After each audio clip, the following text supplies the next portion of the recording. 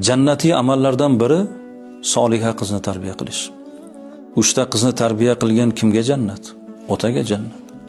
Qarang, qiz qanchalar ne'mat. Qizni mehnati onaga, mukofoti otaga. Shuning uchun ulug'lar aytadiki, eng ko'p mehrni qiz otadan ko'rsin. Dunyoda nima yaxshi so'z bo'lsa azizlar, qizingizni sha'niga gapiring. Meni qizim dunyoda eng chiroyli qiz deng. Meni qizim dunyoda eng aqlli qiz deng. Dunyoda eng dono qiz meni qizim deng. Oy qizim, gul qizim deb qizlarimizga yuksak mehr taftini beradigan ota bo'lish kerak. Rasul akram alayhissalom Fatima mening qalbimning bir parchasi deganlar. Kim uni xafa qilsa, men xafa bo'laman.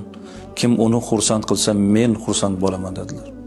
E'tibor bering, payg'ambarning xursandchiligi qizini xursandchiligiga bog'liq ekan. Payg'ambarning xafachiligi qizini xafachiligiga bog'liq ekan.